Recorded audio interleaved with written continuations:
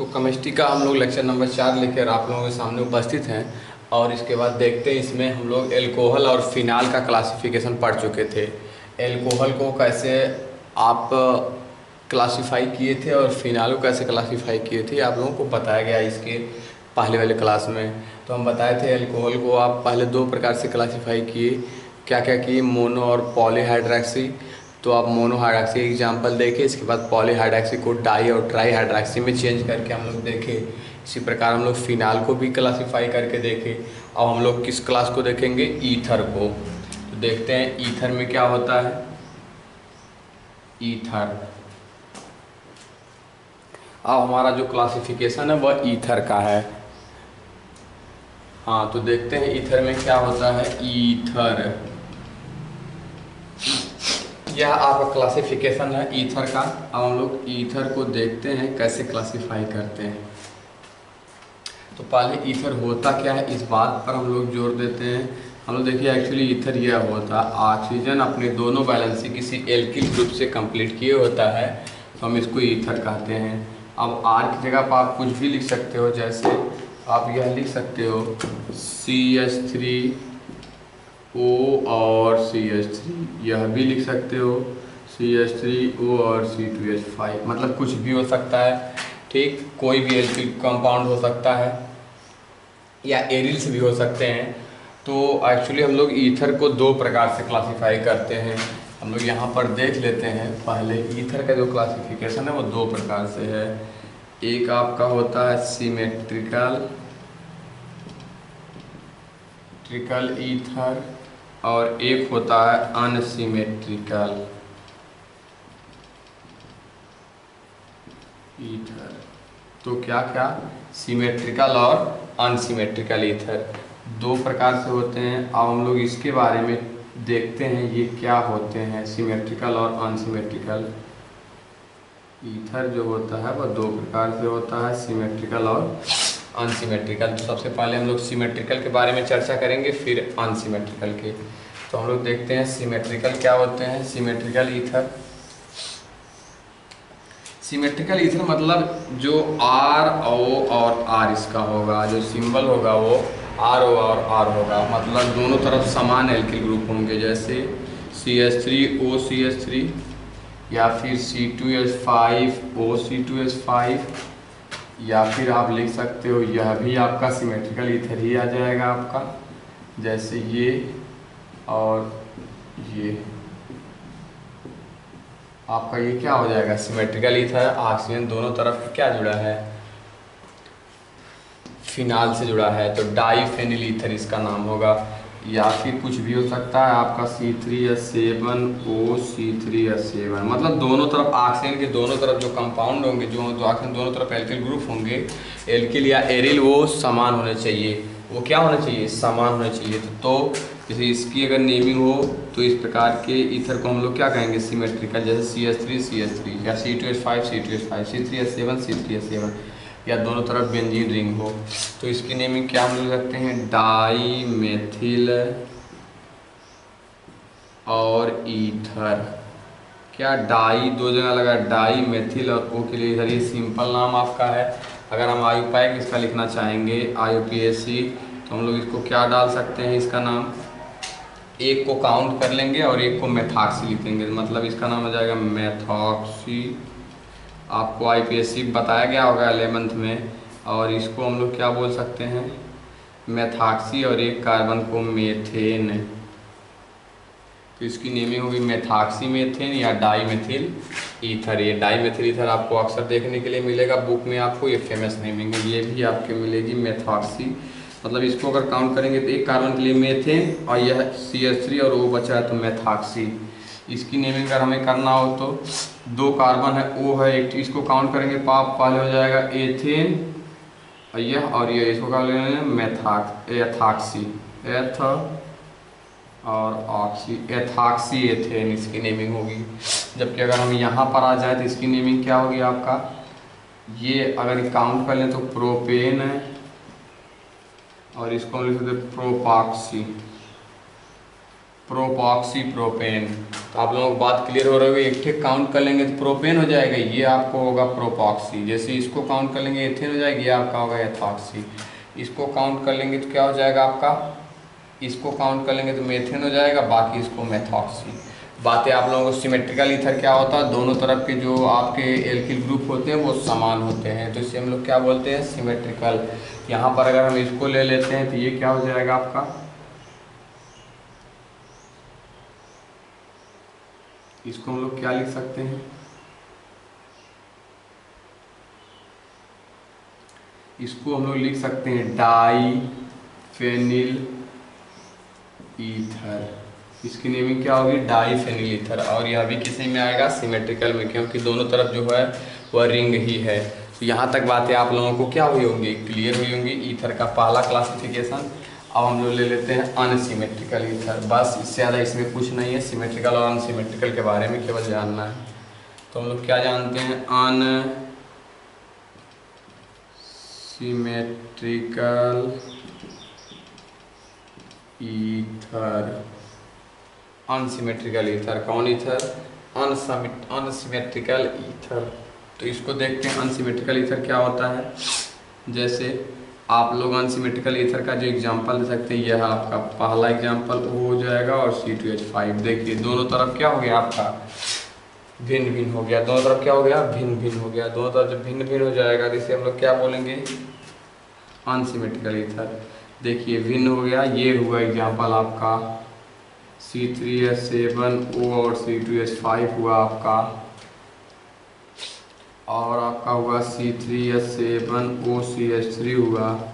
ये सभी लोग आप समझ रहे होंगे कि दोनों तरफ जो ऑक्सीजन के एल्किल ग्रुप लगे हैं वो डिफरेंस, यानी इसका जो आप यह लिख सकते हो R और R डैश, तो यह कौन हो जाएंगे, अनसिमेट्रिकल। और जबकि सिमेट्रिकल का ये है R और R, यानी सिमेट्रिकल ईथर अगर आपके सामने बोला जाएगा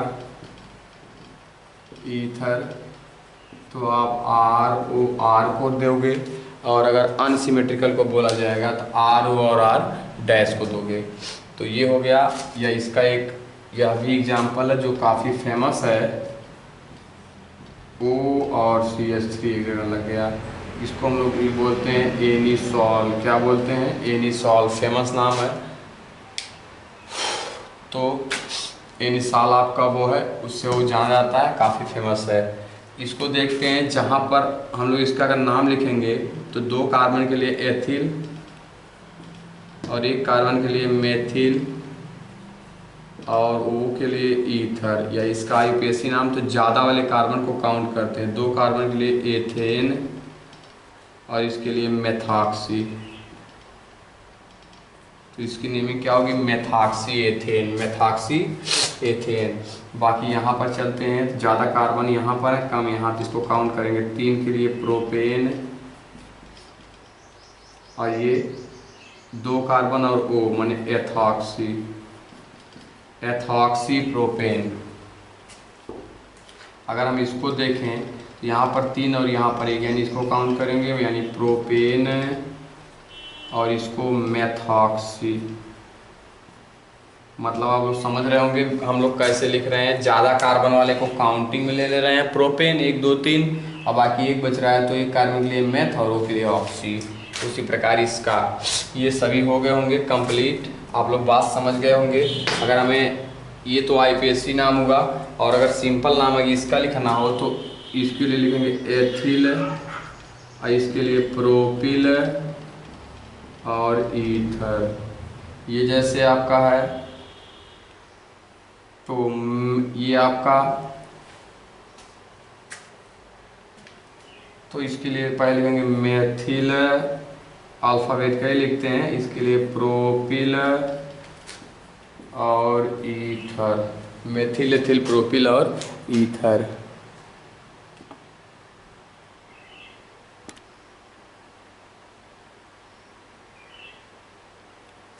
तो ये हुआ आपका नेमिंग। जो सिमेट्रिकल ईथर आपका है वो आपकी हो गई नेम।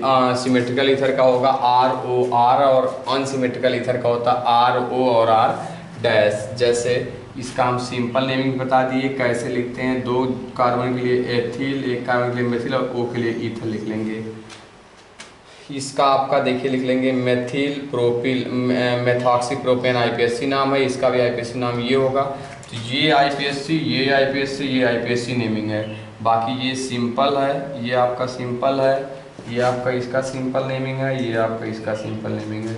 तो आप समझ गए होंगे अनसिमेट्रिकल ईथर क्या होते हैं। जैसे यहाँ पर अनसिमेट्रिकल एरिसॉल जो है, यहाँ पर देखिए एक तरफ बेंजीन रिंग लगा है मतलब एरिल लगा है, एक तरफ आपका एल्किल लगा है, तो दोनों भिन्न भिन्न हो गए यानी अनसिमेट्रिकल में आएगा। अगर दोनों समान होते तो सिमेट्रिकल में आता। तो ये कौन सा ईथर होगा? अनसिमेट्रिकल ईथर आपका होगा।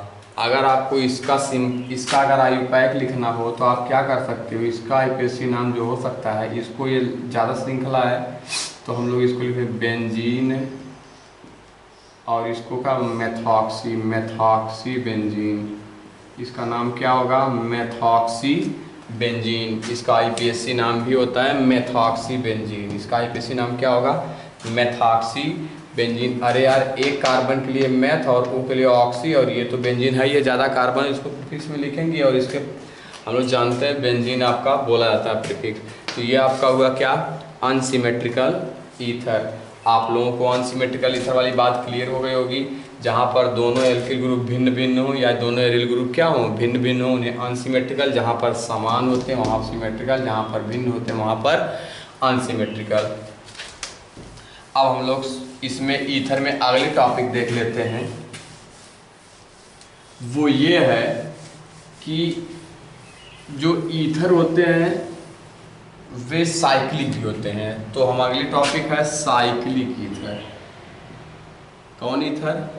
हम लोगों को पढ़ना है साइक्लिक ईथर। अब देखते हैं साइक्लिक ईथर क्या होता है। ये इम्पोर्टेंट बात है कि साइक्लिक ईथर के बारे में हम लोगों को जानना है। देखिए साइक्लिक ईथर क्या होते हैं, ये कैसे क्लासिफाई होते हैं, इसको कैसे समझा जाता है, इस बारे में हम लोग समझे जाने। साइक्लिक ईथर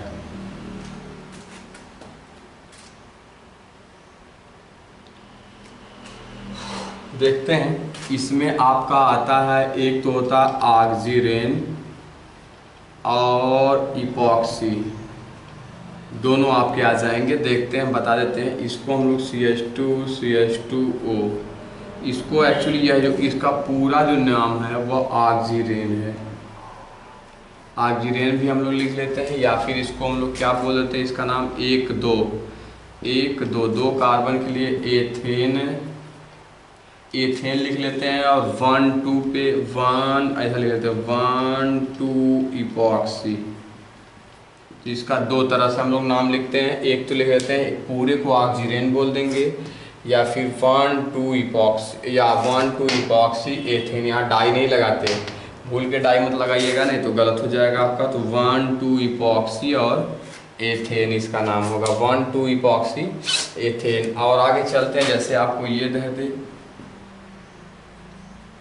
अगर यह नेमिंग आपको दे दे तो आप इसके लिए क्या करोगे, यह इसकी नेमिंग आप क्या करोगे। तो इसको हम लोग काउंट अगर करना चाहें तो ऑक्सीजन में अगर हम लोगों को लिखना हो तो यहाँ से काउंट करते हैं 1 2 3। तो बताइए ऑक्सीजन और 2 पर टू मेथिल ऑक्सीजन इसका नाम होगा। अगर हम लोग इपॉक्सी वाले फॉर्म में लिखना चाहें तो हमारा जो काउंटिंग यहाँ से ना हो करके आप काउंटिंग 1 2 3 करोगे, यानी क्या लिख सकते हो, प्रोपेन और दूसरे पे क्या, मेथिल, 2 मेथिल, सॉरी इसकी नेमिंग जो होगी 1 2 3 हो जाएगा प्रोपेन, और आप इसको लिखोगे 1 2 इपॉक्सी, 1 2 इपॉक्सी प्रोपेन, 1 2 इपॉक्सी और प्रोपेन। अगले टॉपिक की तरफ बढ़ते हैं, देखते हैं। जैसे अगर और नेमिंग आ जाए साइक्लिक ग्रुप की तो आप लोग और क्या कर सकते हो, जैसे यह आ जाए CH3 CH2 CH2 और यह इसकी नेमिंग अगर आपको करनी हो तो हम लोग क्या कर सकते हैं, यहाँ से अगर हमें ऑक्सीजन में तो 1 2 3 आप कर लोगे, और 2 पे एथिल, और आपको इसको क्या लिख लेंगे ऑक्सीजन। 2 पर एथिल और ऑक्सीजन, 2 पर एथिल लगा है और इसको हम पूरे को बोलते हैं ऑक्सीजन। ऐसे काउंटिंग में अगर हम लोग इसको इपॉक्सी में लिखना चाहें तो 1 2 3 4, 4 के लिए ब्यूटेन, 4 के लिए ब्यूटेन, और दूसरे पर आप 4 के लिए ब्यूटेन लिख लेंगे। इसके बाद 1 2 इपॉक्सी, 1 2 इपॉक्सी और ब्यूटेन। तो आप लोगों को यह भी बातें क्लियर हो गई होगी। अगली बात ले लेते हैं, एक आधा और एग्जाम्पल देख लेते हैं, आप लोगों को पूरी तरह से बात कंफर्म हो जाएगी। जैसे CH3 CH और CH3 और इसकी नेमिंग, तो यह अगर काउंटिंग में आए तो 1 2 3 तो ऑक्सीजन हो जाएगा ऑक्सीजन, और दूसरे पे एक और तीसरे पे 2 3 dimethyl, 2 3 dimethyl oxygen, 2 3 dimethyl oxygen. या फिर इसकी और नेमिंग क्या कर सकते हैं आप, यहाँ से मान लीजिए 1 2 3 4 काउंट किए तो ब्यूट एन और 2 3 इपॉक्सी। इस तरह से आप लोग साइक्लिक ईथर का नाम लिखोगे। अगर ऑक्सीजन में लिखना चाहो तो ऐसे लिखोगे, यहाँ से काउंट करोगे, ऑक्सीजन में जो काउंटिंग होती है यहाँ से, बाकी इपॉक्सी में किसी साइड से आप काउंट कर करके आप लिखते चले जाओगे। तो आप लोगों की ये बातें हम आशा करते हैं कि क्लियर हो गई होंगी। और देख लेते हैं, जैसे आप लोग इसका अगर ऑक्सीजन में नाम लिखना हो, इधर आप बोले तो CH3 और इधर बोले तो आपका लग गया बेंजीन। इसका नाम अगर ऑक्सीजन में आपको लिखना हो तो आप क्या कर सकते हो, कैसे लिख सकते हो, इसको आप लोग लिखोगे ऐसा 1 2 3, 3 के लिए ऑक्सीजन, और आपका ये क्या हो सकता है 2 पर फेनिल और 3 पर मेथिल है, 3 मेथिल और 2 पर फेनिल, 3 मेथिल 2 पर फेनिल और ऑक्सीजन। सबको बात क्लियर, 3 मेथिल और 2 पर फेनिल और आपका ऑक्सीजन। मेथिल क्यों पहले लिखें, क्योंकि P से पहले हम आता है, अल्फ़ाबेटिकली हम लोग लिखते हैं। ये हो गया। अगर हमारा इपॉक्सी से लिखना चाहें हम तो हमारा क्या होगा नाम, नेमिंग हम काउंटिंग कर सकते हैं इसको। यहाँ से 1 2 3 के लिए आप क्या बोल सकते हो, प्रोपेन,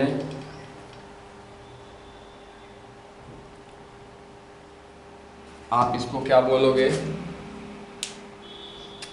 प्रोपेन बोलोगे। 1 2 3 4, हाँ ठीक है। आप इसको ऐसे काउंट करोगे, प्रोपेन है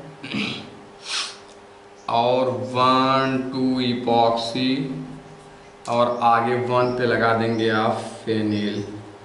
तो ये हो गया आपका इसका नाम, 1 फेनिल 1 2 इपॉक्सी और प्रोपेन। तो आप लोग इस तरह की नेमिंग कर सकते हैं, कर लेंगे। हम आशा कर रहे हैं कि आप लोग इस तरह की नेमिंग कर लेंगे।